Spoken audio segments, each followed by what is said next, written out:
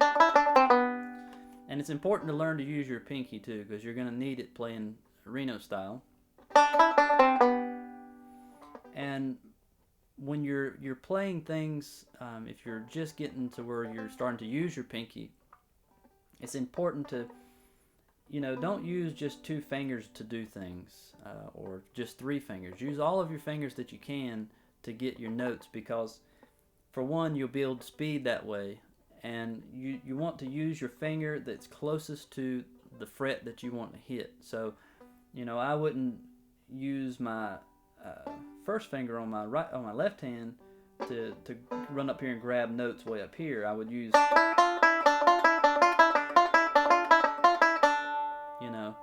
I wouldn't want to do, use that either. I use that pinky because it's closer.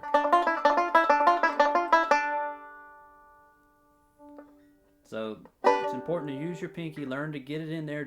I know it's tough to get it to start using it, but get it in there and start working it out, and it'll come to you. But back to this lick.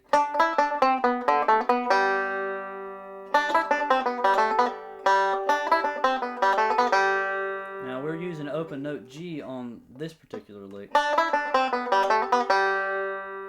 But here we're going to be playing on the 4th string, and we're going to hit the 4th open. But like I said, you can hit these open notes when you're playing fast because you don't really hear them. They get clipped because your fingers come down and hit the next fret. So like that.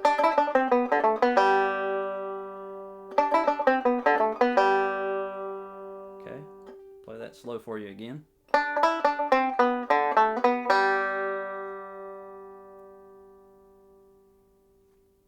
Alright. Now another lick that Don uses is sort of an ending lick.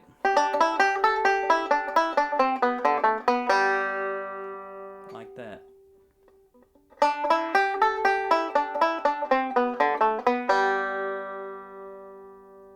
Okay, and if you'll notice, part of that particular lick was part of the other lick.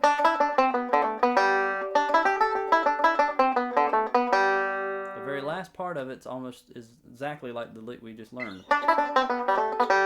Okay, and the reason I'm showing you these licks in this particular order is because I want to show you how one lick develops into the other, and it'll help you when you go to figure out a tune, say tunes like Roadrunner or something like that that has a lot of single string work in it, or Dill Pickle Rag or something. If you can figure out one little place, in one tune, it may help you learn another tune where he's using that at the end of the lick or in the middle of the lick or something like that. So it'll give you a little head start on figuring out some of the tunes. So this lick here, like I said, he uses this in Arkansas Traveler and things like that. And I'll play that slow for you. Again, he's just running through the D chord, or D position.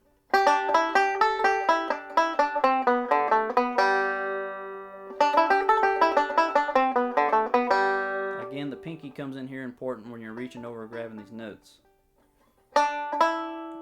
Starting on the 7th fret on the 3rd string to the 9th fret on the 3rd string. And I'm coming up and hitting the 8th fret on the 2nd string. And then I'm reaching over here and grabbing the 10th fret. Back to the 8th fret on the 2nd string.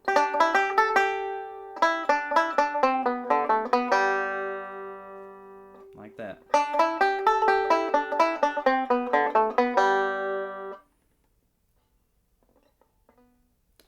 So those are some signature Reno licks. I'll show you some of Don's real simple single string licks that he does. This, of course, you've heard this before many times on the guitar and on the banjo.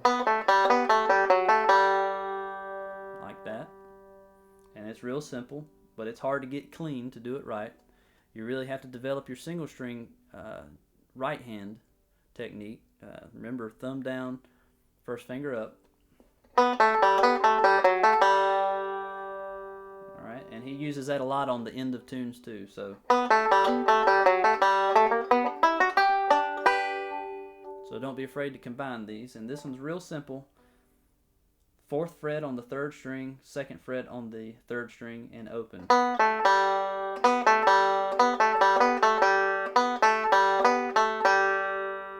So all I'm doing there is just playing that twice, really. And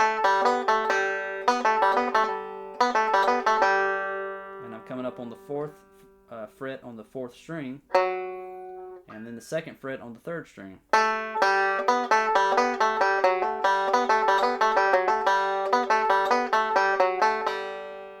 Like that.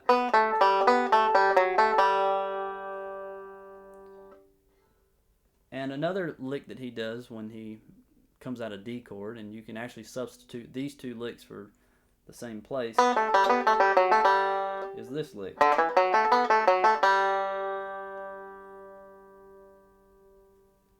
Play it for you again. Like that. And I'm hitting the 4th string open first, then the 2nd fret, then the 4th fret on the 4th string, then open G. Well,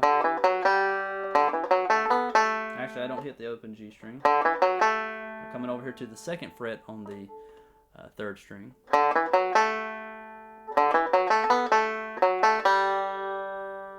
2nd fret on the 3rd string, 4th fret on the 3rd string, back to the 2nd fret on the 3rd string.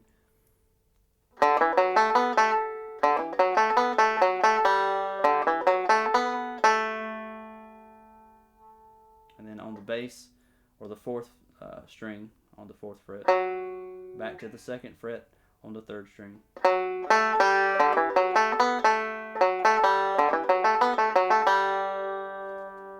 Like that.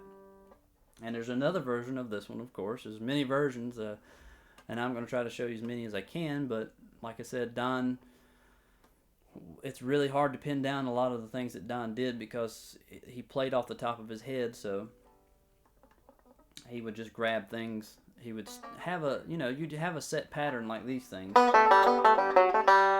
Don may throw in a little pull off or an extra note or something like that. Depends on how he feels. But this is another version, and this particular version is one he uses in a tune called Goodbye Eliza Jane, or actually Flop-Eared Mule. I'm sorry, he may use this in Goodbye Eliza Jane, but Flop-Eared Mule's where I think I heard him do this. Alright, and it's almost the same thing, but I am going to hit the 3rd string open this time. Okay, like that.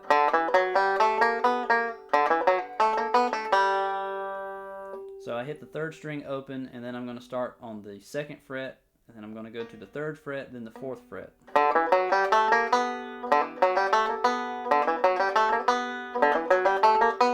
Like that. It's all single string.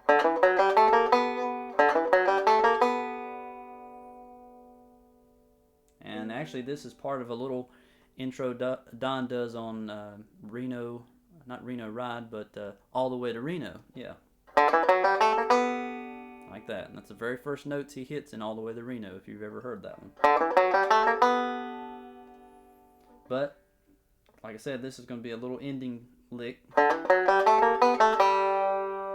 Flop-Eared Mule.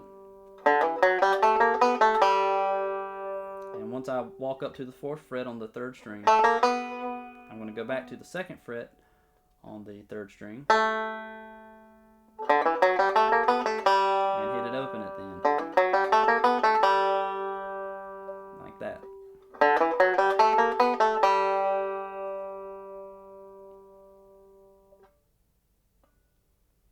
Okay. And that's some of Don's classic single string licks. Like I said, combine them and put them together, and you can come up with your own breaks to many tunes. And just take it slow. Practice 2 or 3 of these licks until you can get a little speed going.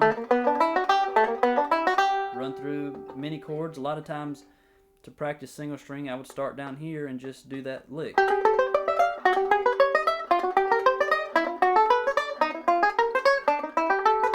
That, and just go all the way down the neck, all the way back it up down the neck there. Just back up 1 fret.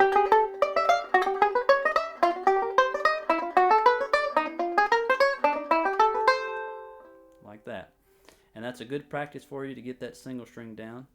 Remember, thumb down, first finger up, and you'll be playing single string in no time.